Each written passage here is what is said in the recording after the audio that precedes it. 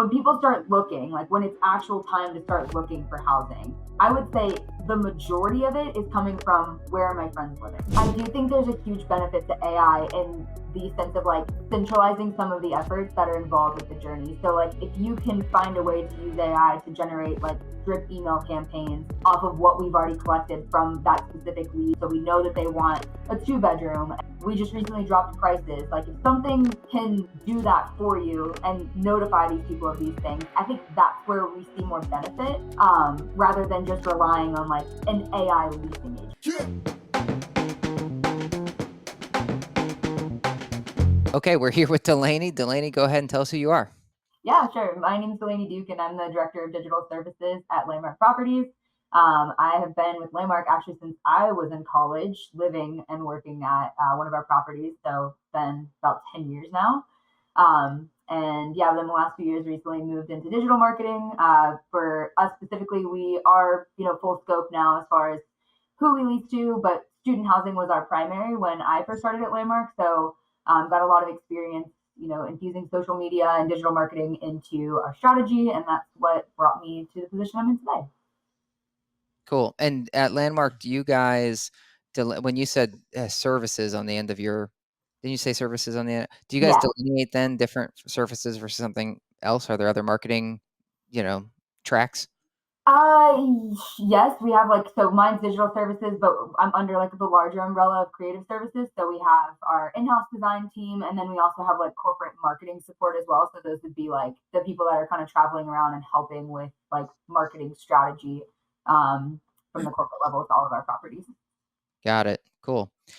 Well, you told us a little bit offline saying that you think this is like broad strokes, but generally speaking, people could use their marketing more efficiently, particularly within like student housing. So maybe just talk to us about what your experience is about other student housing marketers, and where you think they could be doing more with their budget.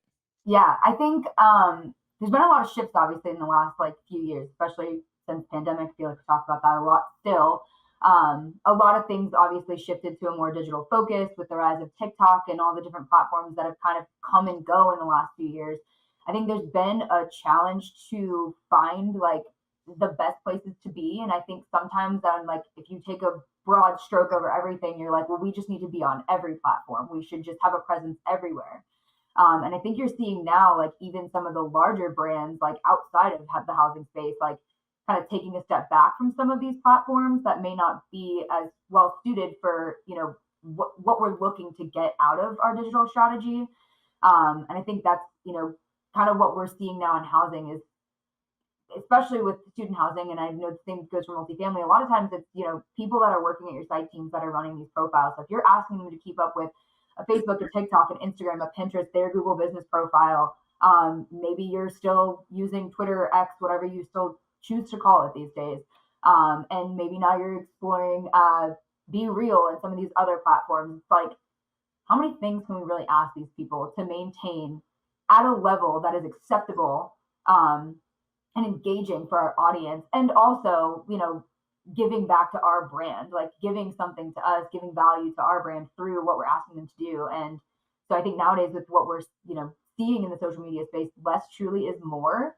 And finding the platforms that work for you and finding a way to infuse, what your site teams are capable of with what our audience wants is, really what we're kind of playing around with, even, in our space specifically. It's like we don't necessarily feel like we need to have a presence on every platform. Which ones provide the most value to us, and where can we provide the most value to our audience?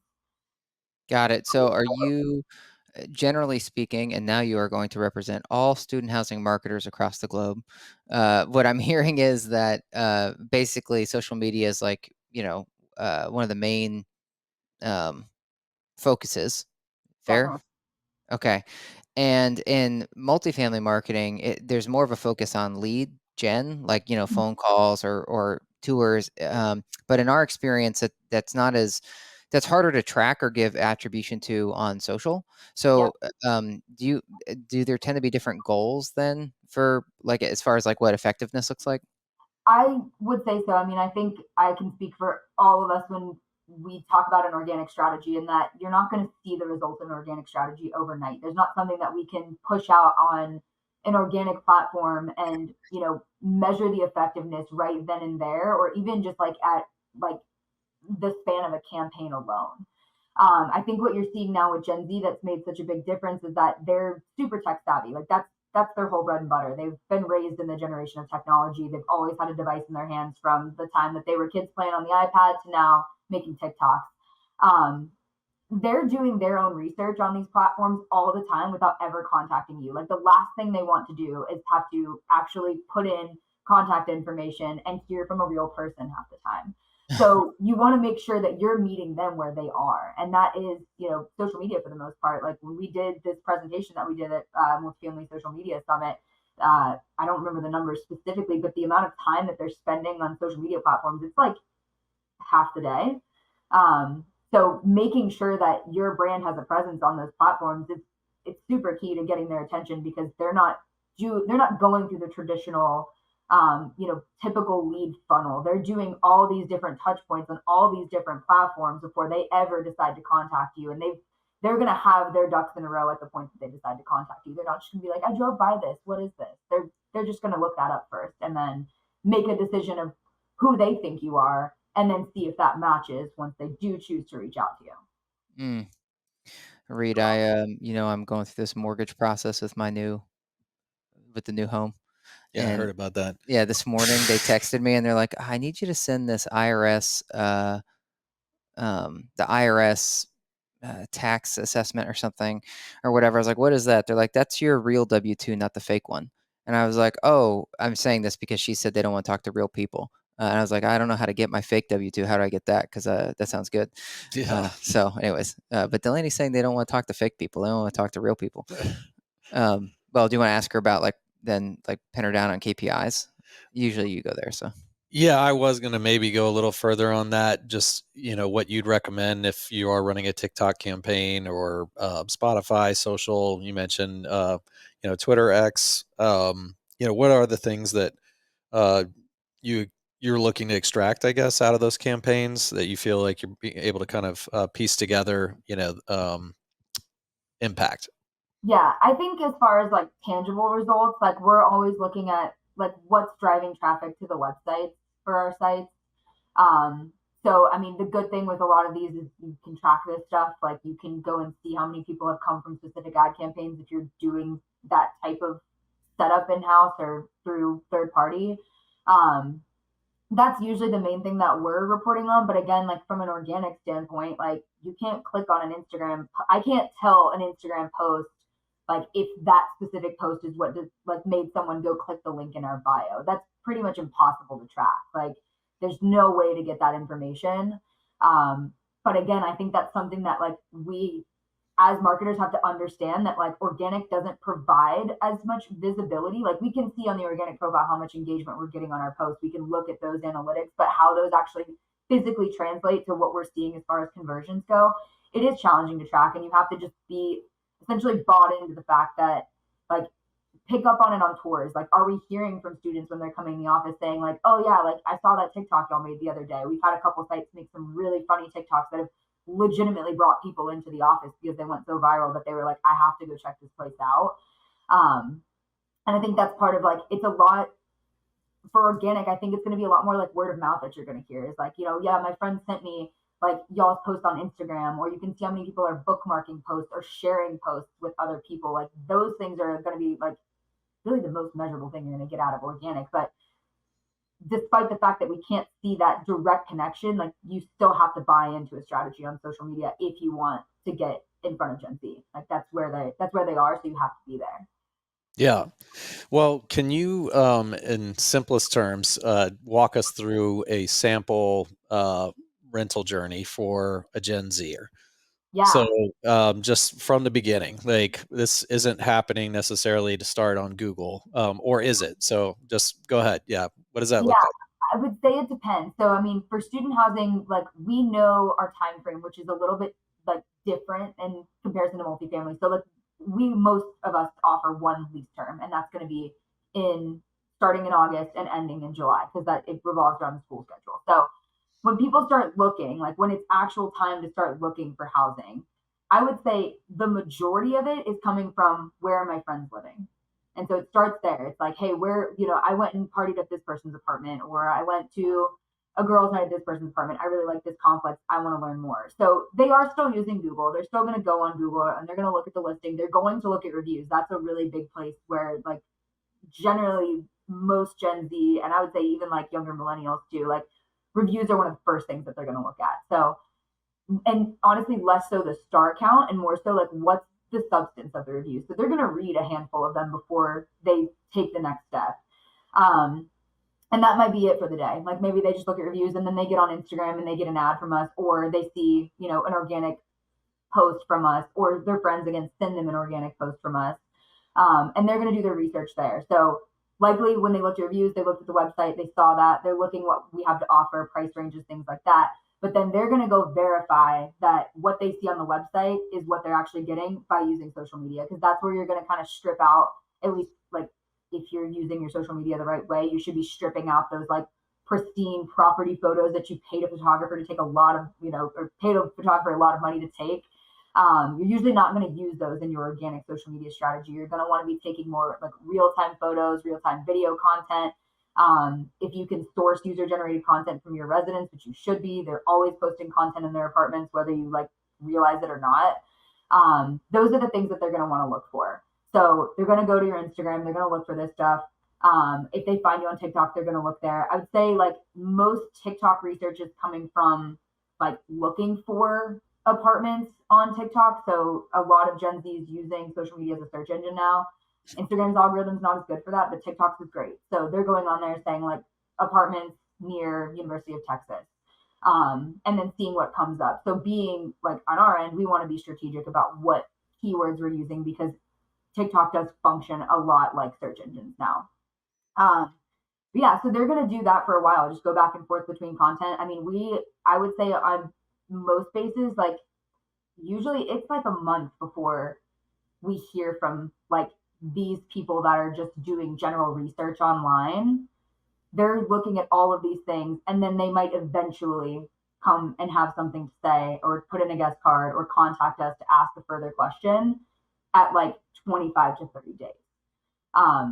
So it is a lot of research, and it is a lot of like social proof. So it's a lot of going to their friends and saying, hey, I was looking at XYZ apartment in Austin. Like, do you know anyone that lives there? Do you like it?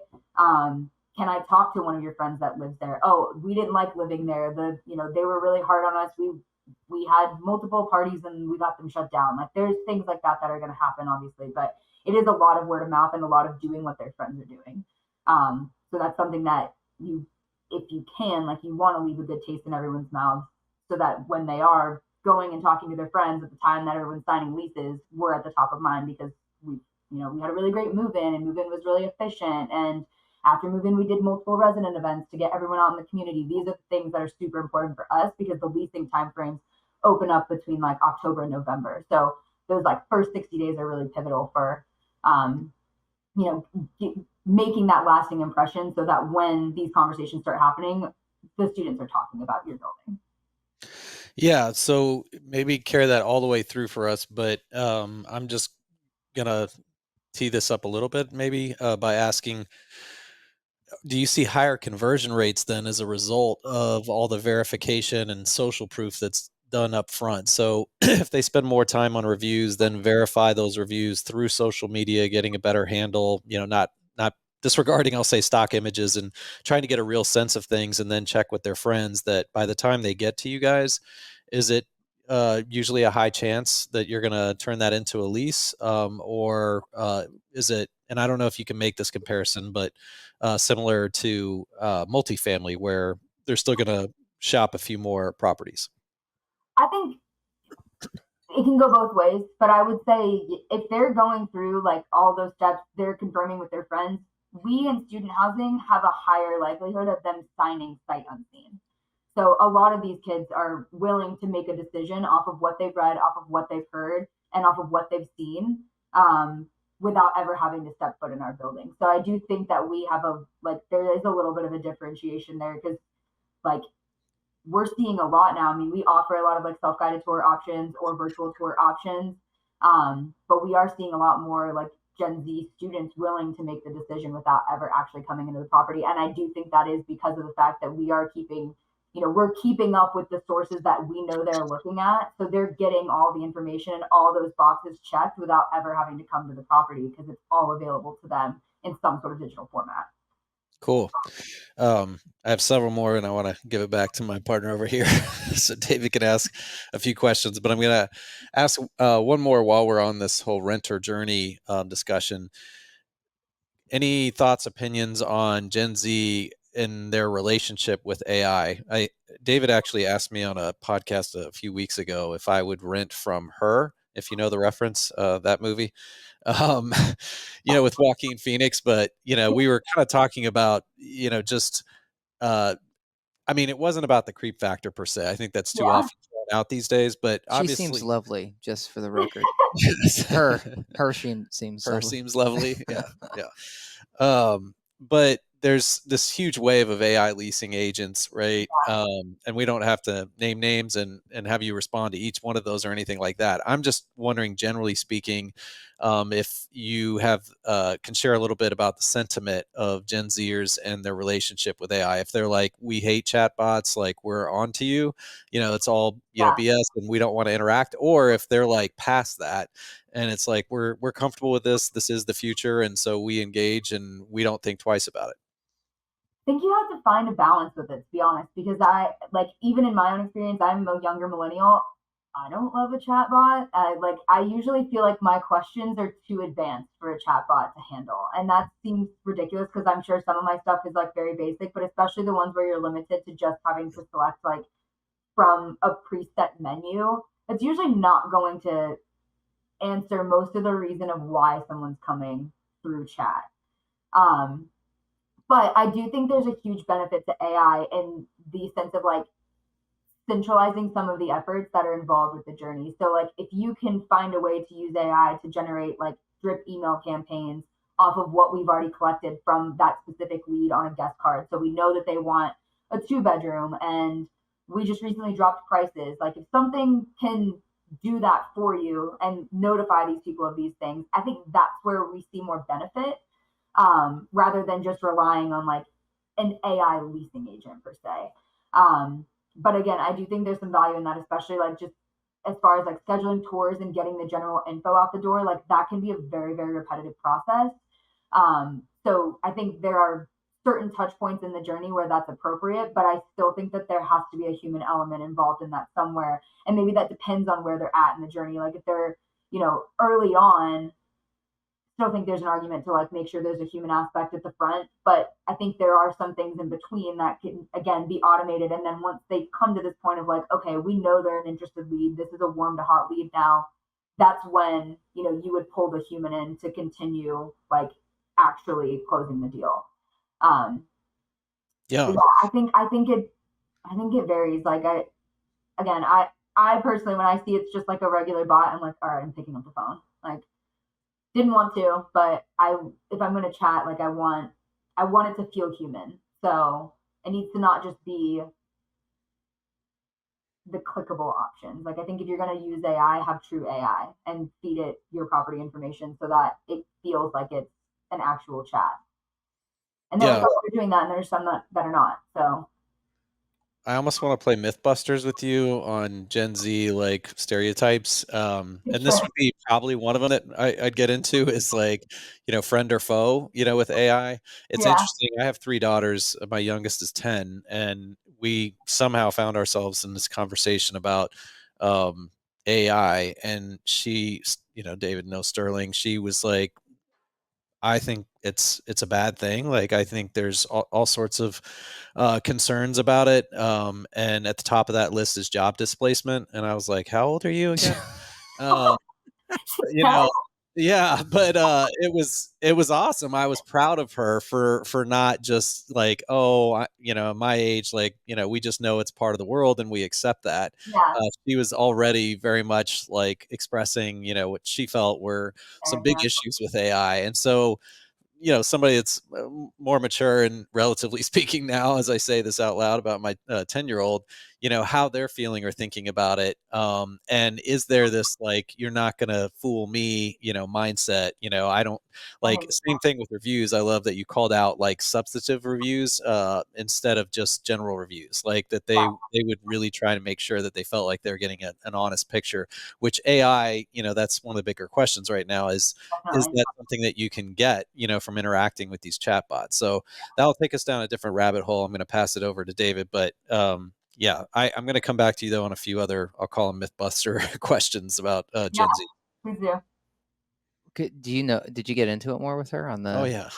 It was like a 30-minute conversation. What she wouldn't let it go. She just kept talking about it, saying, that she felt like, not only were there concerns, and some of this is coming from, of course, some early movies about the possibilities, but that she was worried about social interaction. People, I mean, it's a lot of the things, frankly, adults, and I don't know if she was just eavesdropping on me one night and I didn't know it, or if she's coming up with all this on her own. But what I could tell is that it was an act like she's having this conversation in her friend network. And that's what was kind of cool, is that at fifth grade like level that they're actually talking about AI. And I don't know, she has a tangent here, obviously, Delaney, so appreciate you listening.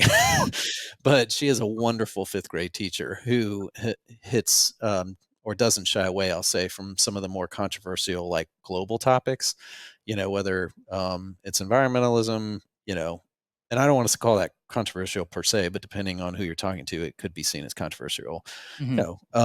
And artificial intelligence, I'm sure she's touched on. So anyways, well, it's fascinating. So was Sterling, because Sterling will eventually be Delaney's target here. Yeah. Right? So is she more concerned about, well, you said job loss, like taking jobs, like the job market.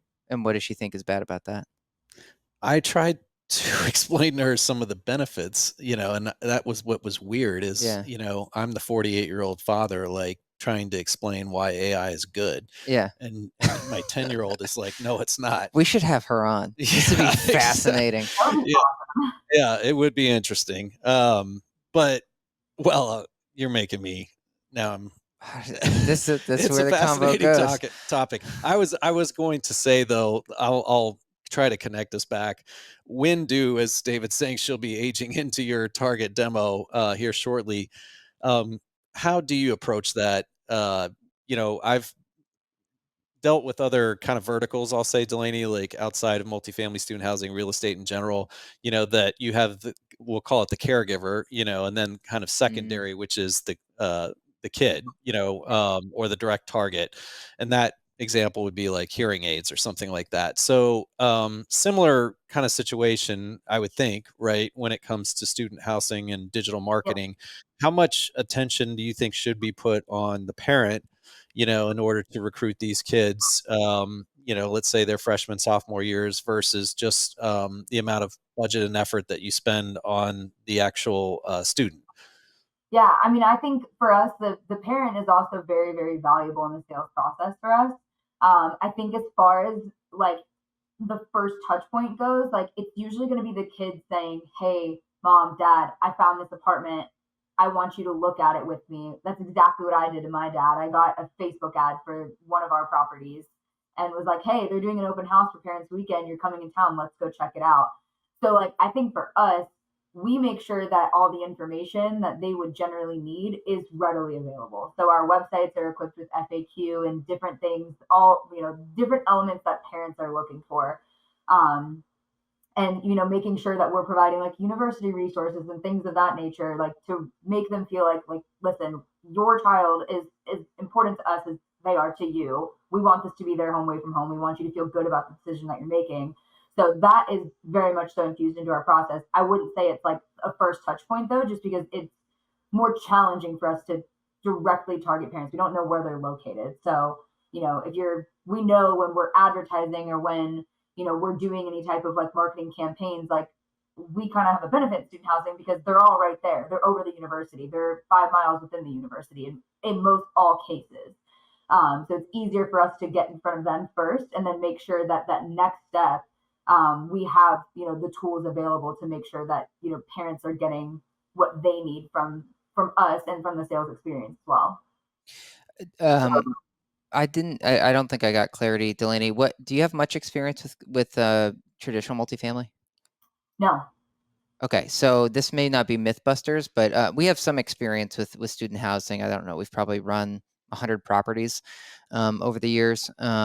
So I have some preconceived notions just from those portfolios, but I want to do a little bit of like temperature setting of like what may be the difference. So um, reputation, like online reviews. Let's do 1 to 10 on how important you think that is for student housing, and then Reed and I will play that on the conventional side here, just from our own opinion. So, how important do you think that is? 1 to 10. I think that's like a 9.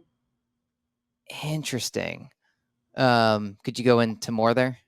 Yeah, I mean, I always use Amazon as an example. Like, if you are an Amazon shopper, are you reading what Amazon has to say about the product? In most cases, like, never. At least from my experience and being my age, and then like working with Gen Z, they're less concerned about what brands have to say about themselves. They want to know what other people have to say about their experience with that brand. It's way more important that like a human's experience to them, like, even though humans run our brands, like the humans that live at this property, it's more important that those people are happy than what we have to say and what we have to provide. So same thing, like they're on Amazon, they're scrolling straight to the bottom, they're looking for photos. They're looking to see like what that product looks like in real time, how it fits certain people, if it's clothing, and then reading even further into the reviews because they want to see how something can fit specifically into their lifestyle. And they use real human examples to decide that stuff. Sure. I would have said on multifamily that I would have put reviews at like an 8 or 9, but on student, I would have said like a 5 or 6. And my reasoning for that is because when I was a student, yeah, I cared about the online reputation, but I cared more about where my friends were. And if Reed was moving into building A, even if it has 2 stars, I might be like, hey, knucklehead, why'd you move into a 2-star building? But like, I want to go hang out with that dude. So I'm going to go move over there and put up with the crappy. And then it'll be more of a joke of like, can you believe we lived in the 2-star, apartment?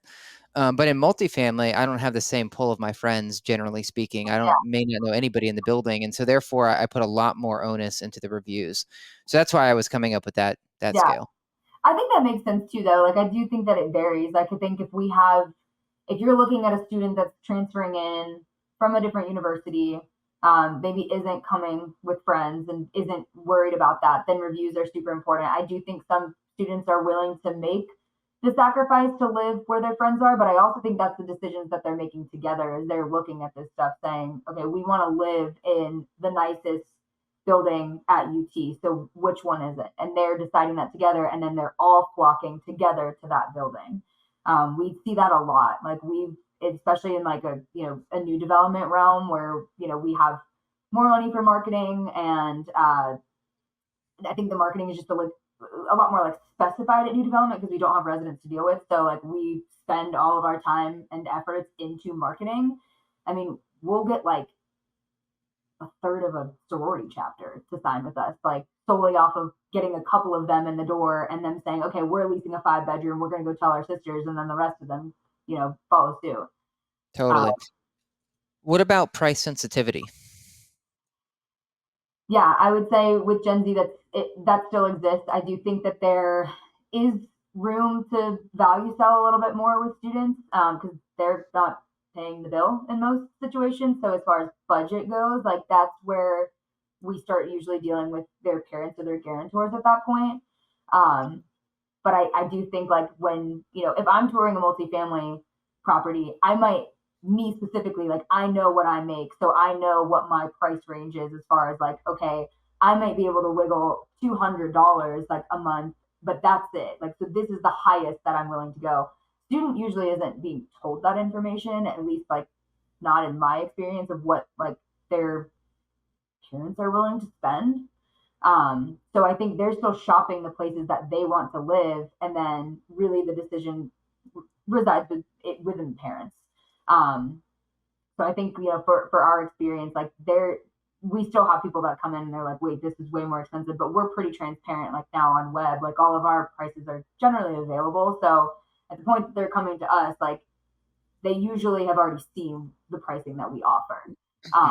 And so we're able to, maybe it's a little out of what they were originally thinking, but we're able to value sell that a little easier because it's not their budget specifically, I guess. Does that make sense? Totally. I mean, I definitely have met parents and students that have itemized the whole thing and said, "Hey, here's your living expense budget versus tuition versus books." But most of them, in my experience and conversation, have focused on tuition. What's the cost of tuition more than the cost of living Yeah. expenses, and then therefore cost of living, they end up taking the bill. Yes. Well, and that was the same exact thing I dealt with like my dad when I was looking to sign at our property. I was living at a different property my freshman year, and then sophomore year is when the retreat was opening, and they were $100 more per month than where I was living. But my dad was also giving me $100 a month for groceries. So like I value sold him on I'm like, don't give me the grocery money, just pay my rent. And I'll get a job. And like I was already planning to have a job anyways, but I was like, I'll get a job and make enough money to take care of myself. I really want to live here. And so I think that's kind of the same thing that's happening. You know, it's like if they really want to live there, they're finding a way to like convince their parents to let them live there. I can't wait to have these negotiations with my twins. They're about to turn 14, so this is coming sooner than later for me. Yeah. Get ready. Can I Yeah. ask her a few? So when you were talking about that customer journey, some things that you didn't say that I want to know if that was a coincidence or not, is I didn't hear you mention ILS networks. I didn't hear you mention, I'll say influencer marketing so much, even though you said, it's very much about social proof. So I'd love to know if that's something that you guys have experimented with or you think, there's opportunities with. You did mention community open house kind of stuff. It would seem that might be like a cornerstone, I guess, of a student housing marketing strategy or budget, event and community based. And then is there any other, I don't know if I should call them non-traditional, but categories or buckets? I know you're digital and digital services, so these might, be a little bit outside of your domain. But maybe we can start at the top there. You didn't mention the ILS networks, which is like a necessity, at least by most people's standards, still in multifamily. So what's your thoughts there?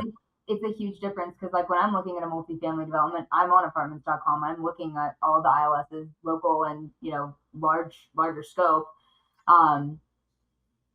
It's not really the same for student. I mean, I think like there's stuff, it depends on the market. Like we go back and forth, but an apartments.com like type setup hasn't always worked for us in the past because we don't have readily available units really ever. It's usually like you're looking 9 months in advance of moving in with us. So generally your typical shopper on an ILS listing is looking for about like 6 weeks out or, 2 months out or even sooner. And we don't have that kind of availability. So it's always been a little bit more challenging for us to get a ton of value out of those types of platforms because of the fact that, what we offer is way in advance, it's way in the future. And then we also don't usually have the capability to provide like real-time unit information because we do roommate matching. So, we can't tell you exactly what apartment you're moving into because each property has their own policies and procedures around like, you have to have X amount of people to reserve your exact apartment. Otherwise, you're going to be roommate matched into that floor plan type. Not everyone does it like that. It just depends. Like I can't even say that all of our properties do it that way, but it does make it challenging for us to, versus a multifamily website, you can go on and say, okay, cool, I'm leasing apartment like building 11, apartment 29. You don't always know that in student. We don't really show that type of availability on our websites either. We just show floor plan availability in general. So I think that's been kind of the challenge with us. I won't say that like all ILS listings don't work. Like we have done that some of that are like more student housing specific. It just depends on the market and if that works for our budgets and actually has return. I think in most cases, like we just rely on our own like SEO strategy to leverage our website instead of Yeah, it makes sense. And how much, because the expression's been thrown out that Google Business Profile is kind of the new front door or new website, and that you often can get enough information there that you don't even need to spend time on a website. Yep.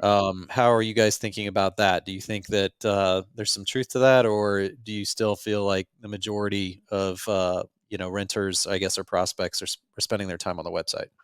I think there's a ton of value in Google Business Profile. I think that's usually the first place that people are going to, like, again, like you said, get all of that information that they need off the bat. You've got photos there, you've got the reviews there. Most of the time we have questions there. We update like our, posts and things of that nature that are on the listing. So I still think that's like, that's, if you're going to do anything in the digital space, like that should be first and foremost. Keep that listing up to date, respond to reviews, make sure, like, as much as people are leaving photo reviews, upload your own as well. Like if y'all are taking photos for social, throw them into Google Business Profile too. I think that's, I always think about it in like, this is dumb, but like in the sense of like when I'm going to look at a restaurant, like I'm going to Google Business Profile because I want to see what food looks like. It's the same thing. I mean, if they're coming looking for apartments, they're going to naturally go to the Google Business Profile every time. And then I still think people are still coming through to the website as well. I think, we can provide our floor plans on Google Business Profile, but you can't do like real time rates or anything like that anymore on those. So there's still a necessity to come to the website for some of the, like more advanced information on the physical property. But I think, as far as like general info, email, phone number, like how you can tour, all of that is readily available through that. We'll put a pin in that. We'll come back and talk to you about real-time rates on Google Business after the after the recording. Totally. I'll pass it back here in a sec, but influencer marketing. So it seems, as you said, all the social media and social proof, the scrutiny they put on reviews, that this would also be an opportunity. I know this may be easier said than done. And, there's always, the budgetary kind of components here and constraints. But have you guys experienced much with this?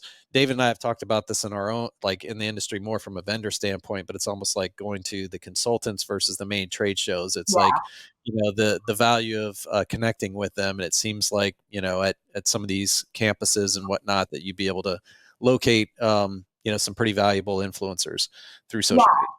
So I think there is a lot of value in like the micro influencer space for housing. I think when you start talking on a larger scale of some of the like, influencers with over 100,000 followers, like even if those people are located in your market, they're usually not going to fit into a property budget. Yeah. So I've talked a little bit on some other like formats about micro influencers, but I think that like that's probably something that's going to be very valuable and continue to grow within the student housing space in the next few years, because I do think that there's a lot of students that, I mean, maybe you wouldn't consider them like a technical influencer, but they're posting new restaurants and things that are popping up, and maybe they only have like 15,000 followers or less, but they're well connected at the university. They're, involved in some sort of student organization, and then maybe part of student government and involved in philanthropy, or, I'm sometimes playing sports, but obviously we start dealing with NIL when we're talking sports. So identifying those people that have like a good network are usually going to be more bang for your buck than some of these like larger influencer contracts that I think some of us have tried to do. And it just it makes total sense. Yeah. I didn't figure, it was going to be Taylor Swift, in your budget, but so I like the term though, micro influencers, because they definitely exist. It's just a matter of how to get to them, and then what does that really look like as far as the value exchange. But that's where I wanted to go. What I don't know, what kind of pricing, or how do you reward the micro influencers if you locate them? Generally, like on a posting basis. So like, how many posts are you willing to share within the parameters of what we need per month? Like what's your price on that? And I think that's usually like, I don't think we usually have a set price for that, because it's really up to them and what they're willing to charge us for. I mean, I think our biggest scale, we did one at like a new development, and we were paying out gift cards, and they were like, we were paying these people like a good amount of money every month, but we had the budget to do it because it was new development. That's not always the case though with like properties that are already, open. So you got to kind of like feel it out and ask them like, hey, this is what we're looking for. Like what what's your price? Because everyone that does some sort of micro influencing, they have a price already. So I remember when Reed and I were first getting into influencer marketing. This is 10 years ago. Ludacris was 5,000 for a Twitter post, now and I was like, I need an excuse to have Ludacris shout out. So, are we talking less than 5,000 on these micro influencers? yeah, definitely. Okay. He's being dead serious. It's like, if the company ever really succeeds, he was like, that's going to be one of my first things that I do. was so pumped. Get Ludacris to post on behalf of Digible. I don't know what his rate is now, but I'm hoping it's still around the 5K. Maybe we can afford I it. don't think he's spending right now. I think if anything, he might need to lower his rates. But Yeah. He's doing State Farm commercials now, I'm pretty sure. Oh, amazing! I stand corrected. So yeah, they have a $5,000 budget. So I'm sure leveling up the State Farm. Well, so when you talked about your budget overall, you were mentioning you talked about being on all the different social networks is what many people believe, but I didn't get to hear you say what do you think is essential. Like, should you spread the love everywhere, or should you narrow your focus, and then how do you budget for that? Because it also sounds like you've put a lot of that on the site team, and so if the site team's doing it, I don't know how you think about it from a budgeting standpoint. Site teams generally are just doing organic. I would say most of our like student housing shops. So as far as like paid strategy goes, that's still probably going to be either like a third party vendor or an in-house team that's doing that. But I mean, I think as far as like what we're asking of them and like what platforms we want them to be on, I think the primary thing for us right now is like it's short form video. So like we prioritize the platforms that offer that. Maybe not YouTube Shorts. We haven't really dove into that. But I think video format has obviously been the thing that gives us the most return from an organic standpoint. Those are the things that are shared the most and engaged with the most. And then from a paid strategy standpoint, I would say, we test like all of the different social networks as far as like the main ones. And we're really just looking again, like how those things are, how those ads are performing for us. So if there's some platforms that are not performing, then, maybe we aren't running social advertising on those specific platforms. We still have an organic standpoint. Again, that's market to market. So it really just depends. Like some of our bigger markets, like in Austin or a Tallahassee, where we've got multiple, multiple properties from our, standpoint, but also just like tons of competitors in those markets. Those may be where we're like really trying to push as much coverage as possible. But some of your smaller markets, it really just varies and it just depends on how things perform. So I want to get to two things for sure before we run out of time. One is on your site teams, what are your minimum expectations for what they'll be producing? That would be like organic content. So we generally, they're managing all of the content that's getting shared on like Instagram, Facebook, TikTok. We do have like posting requirements, but we do our best to, like I said, like less is more. So we're not trying to like overburden them with too many platforms. Like I've talked to some people that are still having their site teams use Pinterest and pinning things, and I would never recommend that for our teams, because it's already hard enough. Like you're asking people, like for the most part, I mean, we have obviously some marketing professionals on our team, and we I think have a benefit in student housing because most of us hire part-time staff members from the university. So we have students on our staff that are already just like savvy with making TikToks and stuff. But short form video can be pretty daunting as far as like, developing that content, especially if it's not something that you do regularly. So we understand that, and we try to, again, like less is more. I'd rather you make one video a week and have it be, on trend, on brand, something that's, really authentic and engaging and fun, than like make 3 that are not that great, So at least one video a week, it sounds like, is what your minimum expectation is. Any platform you're going to be on, you should be updating it weekly. Like, okay. Because if somebody comes to your Instagram and they haven't seen a post for like, I mean, I guess you could go as far as like 1 month, but that's not really doing anything for you at that point. Like for you to like post something, get in the algorithm, and then go out of the algorithm for a month and then come back, like you're not really like doing yourself much good as far as like the return on the investment of posting organically. Plus when people come to your profile, they like expect to see that you've shared something recently, if it gets too antiquated, then it's like I might be inclined to say like no one's managing this account anymore, or maybe this restaurant is closed. So yeah, I would say weekly is like as far as like audience and what they're looking for, and then like algorithm and what that's looking for, like weekly at the least. Yeah, I was just curious if you had like SLAs and if you didn't, then just like I was like Delaney's expectations of the on-site team. Because in my experience, multifamily pushes organic on either the marketing team or the on-site team. But so then if it's not the marketing team, they're pushing it to the on-site team and they're like, we want 3 times a week. But the on-site team, it's not a priority of theirs because they're trying to lease units and handle the packages and stuff. Yeah. And so then the recourse is it comes back to the owner at some point, comes back to the marketer and says, why am I not posted on Facebook or Instagram? And then the marketer's like, well, the on-site team's not doing it. And they're like, but you're marketing, and this is clearly a marketing objective, so handle it. Right. And so then it ends up falling to the marketer to be like, Delaney, you got to figure it out. Go ahead. If they're not doing it, you better do it. The thing that sucks with that though is, I mean, I don't see a point in running a social media profile from a centralized place that's not the property, because you're going to have to ask the team to take real-time photos for you, or you're going to share stuff that people don't care to see because it's not the property. You're finding stock photos or, you know, photos that could be from any of your properties. And then what's the value in that? You know, like the point of it is supposed to be like, it's supposed to be authentic, it's supposed to be in real time, and it's supposed to be engaging. So if you're just like calendaring something at the corporate level, probably not worth it. Like, yeah, I understand.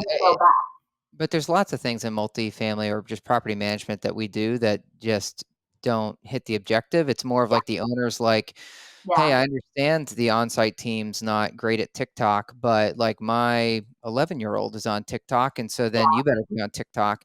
And so sometimes it's check the box just to say like, yep, we checked the box. It's there. And it's just so you don't have to have the awkward conversation every couple of weeks.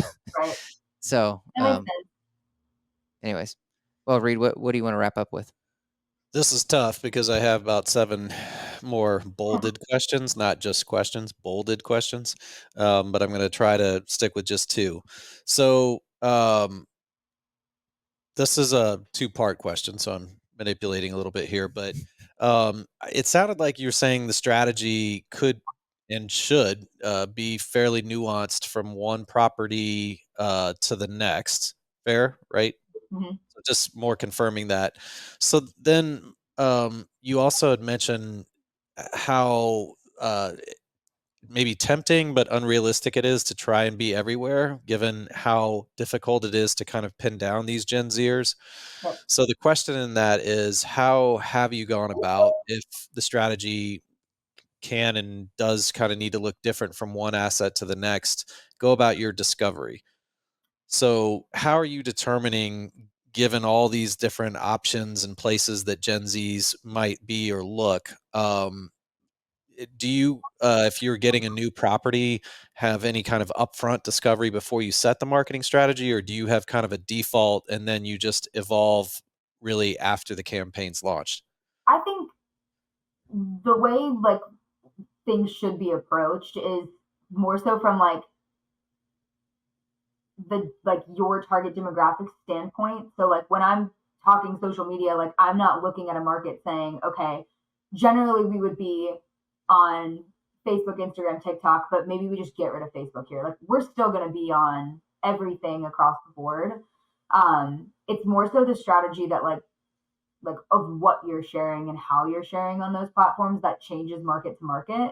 I think from a platform standpoint, like I don't know that there'd ever be like a case where I would change up the platforms being used property to property, but like for example, don't jump on the newest thing that came out just because you feel like it's a new opportunity. I like to do my research and like keep an eye on things. Like I think a couple of these conferences we've talked about like threads, like that was I think Matt Havlick from Grow like commented on like it was the highest like amount of users to like inactive users in the history of social media, because everybody signed up and Instagram made it super easy to sign up and then no one continued using the platform after that. So yeah, I think strategy wise, like we're looking at platforms across the board for like what is Gen Z using, like where are they most active, and that's just coming off of like general research through some of the like top social media management tools out there, and then deciding how we curate the content for those specific platforms. Cool. All right. I'm going to ask you to put your product hat on. I don't know if you've done this, and I'm sure you're a very busy professional, so you may not have much room to daydream or fantasize about products that don't exist that you think should or you wish would. But that is what I'm asking. So when it comes to student housing and marketing and these different platforms, digital services, I mean, take it wherever you want. But is there a solution out there that you think should exist that doesn't, or one that you would enhance to fill kind of a void or gap? Yeah, I know these things probably exist, but have I seen a use case where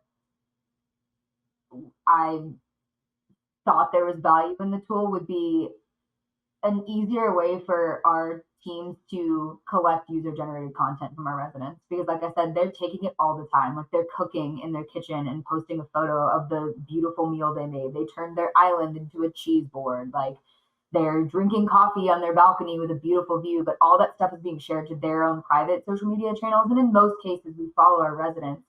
But I think that's something that's like I hear a lot of people talk about. I think that's something that we're always saying, like we need to, everyone needs to be using user generated content. We all need to be using user generated content, but it's easier or harder said than done. Like trying to, manually do all of that outreach to people, and making sure that we have the specific permissions to share that content. It's challenging. And it's totally manual right now. So I think I've seen some tools out there, but it's like, I haven't really done enough research to know, like some of the stuff I guess I've seen, I'm like, okay, this is easy if you're L'Oreal or some big brand where people are using hashtags for your brand specifically, but for smaller brands that are not going to, be as like discoverable through like a social listening tool, what do we do? What is the like? Would it be okay if you just knew about those like 40 or 50 posts a week that were done at your property, and then you guys could like tag yourself or whatever, like comment yourself? I think there's two sides of it. So you could have like just the visibility into that content. What does that look like? And then B, like an incentive program for that stuff too. I think that's also like valuable, like having a tool that your residents are aware of that, they can provide you their content. I think we do a lot of that again manually. So it'll be like we host like a apartment decorating contest, and you can share all your photos and we'll post them on our story, and then everyone will vote and we'll award someone a $200 IKEA gift card to keep decorating their apartment. Like great, but that's a lot of manual effort from our teams to, come up with these competitions, keep up with them, post them. And then we get like 15 photos out of that, we can put back into the strategy. Mm-hmm. I don't know if there's a ton of payoff in that though, like it's the day-to-day we're not getting. And that's the stuff that you're seeing a lot of these brands, like these larger brands that, have maybe influencers that are creating a lot of this content. But I mean, you see it all the time, like on social media, people just like not even getting paid to like review a product that they picked up. And I think that's definitely a missing piece for the industry. Well, did you have a follow-up to that second one? No, I'll leave it there. I think it would be fun to have a part two, with you, Delaney, because there's definitely more questions that I'd be interested to get at. Sure. But really appreciate, you riffing with us, and I think we behaved ourselves. I don't think we kind of went in to either any topics or areas specifically of landmark strategy. Yeah, we did, but our audience didn't behave sauce. themselves. I don't think she is there can see some this. interesting activity Look going on over your other shoulder. Oh, the guy on the balcony. Oh yeah, that's lovely. There's a couple dudes. Forget the term. Tanning themselves next door. And they don't exactly look like Ryan Gosling. So we will keep the camera pointed at us for now. Yeah. Well, Delaney, thank you for your time and for being so open with us. If people want to connect with you, what's the best way to do that? LinkedIn. It's just All right. And do you post more than once a week? I do not. Oh, what? Delaney, my minimum expectations are shattered. I know, I'm sorry. I have too much to do on a regular basis to keep up with my own personal brand, but I try my best. Great answer. Yeah. All right. Thank you, Delaney. We appreciate it. Yeah.